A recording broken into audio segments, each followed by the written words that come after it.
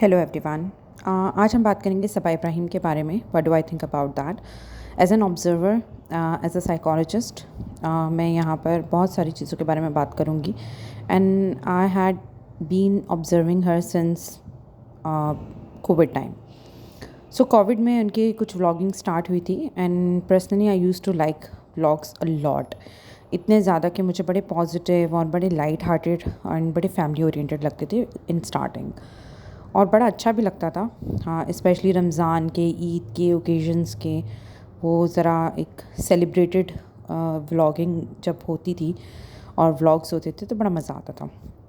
But जब से इसकी शादी हुई है, टू बी फ्रैंक, तब से मुझे बहुत सारी चीज़ें मैसी भी नज़र आई हैं, बहुत सारी फेकनेस भी नज़र आई है। और इसके साथ साथ जो लोग बोलते हैं, देखिए नेगेटिविटी तो हर जगह पर है दुनिया में। आप हमेशा पॉजिटिविटी ढूंढते हो, अपने आप को पॉजिटिव करने की कोशिश करते हो, but as we are surrounded by idiots, in the same way we are surrounded by negativity too. तो जो लोग इतना नेगेटिव बोलते हैं, इतना बैश आउट करते हैं, मैं उनसे 100% तो अग्री नहीं करती, क्योंकि कुछ लोग तो मुझे लगता है कि बहुत पर्सनल लेवल पे ले जाते हैं, इवन मॉकिंग करते हैं, पूरी एक्टिंग करते हैं, and which I don't like it. क्योंकि मुझे ऐसा लगता है कि उसमें फिर आप अपना कैरेक्टर भी दिखा रहे होते हो, अपनी पर्सनालिटी भी दिखा रहे होते हो, और किसी को मजाक उड़ाकर या किसी के बारे में एक्टिंग करके आप अगर उसको नाम दे दो एंटरटेनमेंट का, तो मेरे हिसाब से दिस इज़ नॉट राइट। आप अपना ओपिनियन फॉर्म कर सकते हो, आप अपना ऑब्जर्वेशन बता सकते हो, आप सजेशन दे सकते हो, आप फीडबैक दे सकते हो, आप कंस्ट्रक्टिव क्रिटिसिज्म भी दे सकते हो, तनकीद बराए इसलाह कर सकते हो। लेकिन तनकीद बराए तनकीद करना, मॉकिंग करना, I think this is not my फोटे। बहरहाल, लेट्स टॉक अबाउट हर। सो शादी के बाद से एक अजीब सा, मैं कहूँगी कि व्लॉगिंग में भी नज़र आता था, एक ससुराल के साथ जो एक रिलेशनशिप है वो इतना कोई ख़ास ना नज़र आना, बहुत फॉर्मल रिलेशनशिप्स होना, ठीक है। और वो जो एक प्रैंक वाली वीडियो थी, दैट टर्न मी ऑफ, और उसके बाद से अब तक I think I am not able to watch her vlogs. Even अब भी मुझे through some roasting channels, through clippings, through here and there पता चल जाता है। But I think it's been a while कि मैंने कोई व्लॉग देखा हो जाकर, या मेरी सजेशन में या मेरी फीड में आया हो, ऐसा नहीं है। सो वो जो मेहर वाला था कि जहाँ पर शी प्रैंक्ड हर हस्बैंड कि मुझे यहाँ नहीं रहना और मुझे जाना है, और फिर उसके बाद जो है वो डिवोर्स और पता नहीं क्या वाला प्रैंक करना था, बट कुछ और हो गया। That was completely the reality of her life.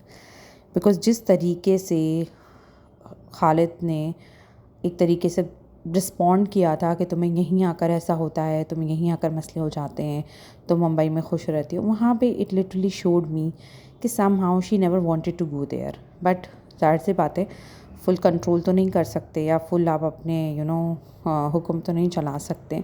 फिर मल्टीपल चीज़ें हुई हैं। जो चीज़ मुझे, अगर मैं पॉजिटिव की बात करूँ, so she was a kind hearted person, she was trying to be positive and make others positive.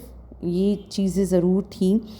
एक इनका जो है वो अपने कज़न्स के साथ बॉन्ड जो दिखता है, या इनकी अपनी अम्मा के साथ, खालाओं के साथ जो बॉन्ड दिखता है, वो अच्छा लगता था मुझे। बट उसके बाद से जो चीज़ें लगी हैं, एक्सप्लॉयटेशन में आई हैं, विच आई कम्प्लीटली अग्री कि इनके कज़न्स जो हैं जिनकी पढ़ाई मुतासर होती है, which I completely agree, number 1। Number 2, बहुत ज़्यादा लेज़ीनेस है, बहुत ज़्यादा।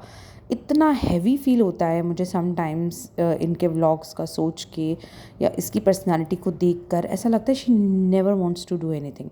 एक होता है ना कि आपको सामने वाले को देखकर यू फील हैवी कि यार ये क्या है। सो ये वाली फीलिंग्स मैंने बहुत I have felt a lot about it, कि she is not the one जिससे आपको इंस्पायर होना चाहिए, और she could inspire other girls. ज़्यादा से ज़्यादा इसमें इंस्पिरेशन हो सकती है कि ठीक है, आप मेहनत करो, आप आगे बढ़ो, चाहे आपने अपने भाई के या भाभी के नाम से शुरू किया है। सो देखो, ये तो पर्क्स तो मिलेंगे ना। अगर आपके अम्मा अब्बा ने कुछ लाइफ में किया है तो वो अपने बच्चों को फैसिलिटेट करेंगे, भाई बहन ने किया है तो भी फैसिलिटेट करेंगे। सो ये तो खैर, मैं तो इसमें नहीं बिलीव करती कि भाई के नाम का है, भाभी के नाम का है। आई अंडरस्टैंड, वो एक पर्क उनको मिलता है, लेकिन उनके बहन भाइयों ने, अम्मा अब्बा ने, किसी ने भी तो मेहनत की होती है ना, तो वो अपनों में ही बांटेंगे। बहरहाल, तो उसके बाद से she has put efforts in her vlogs, और एक होता है कि टाइम फ्रेमिंग भी फॉलो की है, हफ्ते में 2-2 3-3 व्लॉग्स भी आते रहे हैं, इट्स ओके। अब अच्छी जगह पे पैसा भी इन्वेस्ट कर दिया कि एक रेस्टोरेंट प्रॉपर तरीके से ओपन कर लिया, अनलाइकली हर भाभी जो हर चीज़ शुरू करके छोड़ देती हैं, which is completely putting of. और उनके भाई का भी खैर आपको तो पता ही है। बहरहाल, लेकिन जो चीज़ मुझे नेगेटिव लगती है इसकी लाइफ में, या जो ये लोगों को इंस्पायर करती है, एक तो वो हिजाब वाली जो चीज़ है कि this is not the real meaning of हिजाब। और फिर उससे क्या होता है, एक कम्युनिटी, ठीक है, दूसरी कम्युनिटी को टारगेट करती है, कम्युनिटी के बारे में बुरा सोचा जाता है, रिलीजन पे सवाल उठते हैं। And I would say here to everyone जो भी ये पॉडकास्ट सुने, कि प्लीज़ किसी भी बंदे की वजह से, शख्सियत पसंद की वजह से, किसी भी पर्सनालिटी की वजह से आप कभी भी किसी भी रिलीजन को बुरा मत समझें, या उसके किसी भी एक्ट को बुरा मत समझें, या किसी भी ऑब्लिगेशन को बुरा मत समझें। आप उसी पर्सन तक रहें, वो ज़्यादा बेहतर है, ठीक है। क्योंकि बहुत सारे लोग, बड़ी अच्छी एक मिसाल है कि बहुत अच्छे इंसान से भी बुरे कर्म हो सकते हैं, और बहुत बुरे इंसान से भी बहुत अच्छे कर्म हो सकते हैं, ठीक है। नेकी किसी की जागीर नहीं है, किसी की तिजोरी नहीं है कि कोई ही बंदा ही नेकी कर सकता है। एक चोर भी नेकी कर सकता है, तो हम उसको ये नहीं कहेंगे कि अरे ये तो बड़ा चोर था, आज ये बड़ा नेक है। और एक नेक इंसान भी चोरी कर सकता है। आप पर्सनैलिटी के ऊपर कभी भी रिलीजन को मत रखें, ठीक है। रिलीजन हमेशा ऊपर रहेगा, पर्सनैलिटीज़ नीचे रहेंगी। लोग बदलते हैं, लोग अपने तरीके से मॉडिफाई भी कर लेते हैं रिलीजन के नाम पे, कल्चर के नाम पे, रिवर्ट हो जाते हैं, ख़ुद कन्वर्ट हो जाते हैं, कन्वर्ट कर दिए जाते हैं, and so on. So it's better कि रिलीजन को बुरा ना कहा जाए। हाँ, जो हिजाब वाली चीज़ इनके थ्रू आती है वो बहुत नेगेटिव एक इन्फ्लुएंसर है लोगों के अंदर। जिस तरीके से इनके सारी चीज़ें दिख रही होती हैं, इनकी ड्रेसिंग होती है, सारी चीज़ें होती हैं, लोगों का उस पर बोलना बनता है, आई थिंक, जब वो कमेंट कर रहे होते हैं। नंबर 1। नंबर 2, घर का माहौल बहुत मैसी, बहुत सफोकेटेड, ऐसी घबराहट वाकई में महसूस होती है कि ऐसा लगता है कि लाइफ में कोई ठहराव नहीं है, कंटेंट नहीं है, कामनेस नहीं है, डिस्पाइट द फैक्ट कि बहुत सारी चीज़ें मैसर हैं, बहुत आरामदायक ज़िंदगी हो सकती है, बनाई जा सकती है, बट उसमें भी एक नॉट सो ग्रेटिट्यूड वाला थिंग महसूस होता है।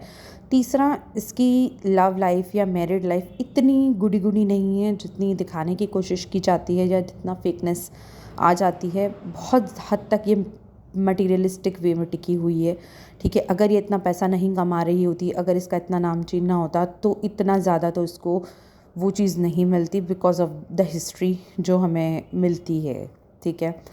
एंड सबसे इम्पॉर्टेंट चीज़, मज़हबी मिस इन्फॉर्मेशन देना, बिदात करना, ठीक है, उस चीज़ को बहुत ज़्यादा व्लॉगिंग में दिखाना, विच आई फ़ील कि ये थोड़ा बहुत ज़्यादा है, और ये चीज़ें कम होनी चाहिए, बिकॉज़ ये फिर लोगों पे गलत असर डालती है। और फिर जो लोग आपको फॉलो करते हैं, जो लोग आपको लाइक करते हैं, या जो आपको मिलियन में आपके फॉलोवर्स हैं, उन तक वो चीज़ गलत तरीके से पोर्ट्रे होती है। So that is all about Saba Ibrahim, जो मुझे ऐसा लगता है। एंड हाँ, सबसे इम्पॉर्टेंट चीज़ कि जब भी किसी का कोई ओकेज़न होता है, जब भी कोई चीज़ होती है, she makes everything about her self. She is the center of attention. She wants to have the center of attention, and she is the main character, energy syndrome type of a person, जिसको हमेशा लगता है कि हर चीज़ उसके बारे में है, और किसी का ओकेजन हो, कुछ भी हो, हर चीज़ वो अपने बारे में करके लोगों को लेट डाउन करने की कोशिश करती है, चाहे अब वो कॉन्शियसली हो या अनकॉन्शियसली हो। लेकिन ये वाली एक चीज़ है, और रिलीजन को एज अ डिफेंस मैकेनिज़्म नहीं यूज़ करना चाहिए। रिलीजन आपका पर्सनल है, तो फिर आप उसको पर्सनल रखो, क्योंकि अगर आप पब्लिकली उसको पोर्ट्रे करोगे तो डेफिनेटली लोगों के अंदर कियोस क्रिएट होगा। और फिर जब डिफरेंट कम्युनिटीज़ आपको फॉलो करती हैं, डिफरेंट रिलीजन के लोग आपको फॉलो करते हैं, तो फिर उनके अंदर लड़ाई झगड़े की जो चांसेस होते हैं वो बहुत ज़्यादा बढ़ जाते हैं। And as an influential person और एज अ सोशल पर्सन, जो सोशल मीडिया के ठेकेदार बने हुए हैं, उनको ये चीज़ बहुत अच्छे तरीके से देखनी चाहिए कि आपकी वजह से कोई भी नेगेटिविटी फ्लोट ना करे, आपकी वजह से कोई ऐसी चीज़ें ना हो जहाँ पर लोगों के अंदर प्रॉब्लम आए। आपका काम है पॉजिटिविटी को प्रमोट करना, आपका काम है रॉ चीज़ों को दिखाना। तो बेहतर ये है कि आप रॉ चीज़ों को दिखाओ। अगर तो आप व्लॉगिंग करें, वैसे ही व्लॉगिंग एक तरीके से अपने आप में ही मैं कहूँगी कि फ़साद है, और इस चीज़ को लिटरली मैं कहूँगी जितनी जल्दी ये बंद हो जाए यूट्यूब से उतना ही फ़ायदा सबको पहुँचेगा।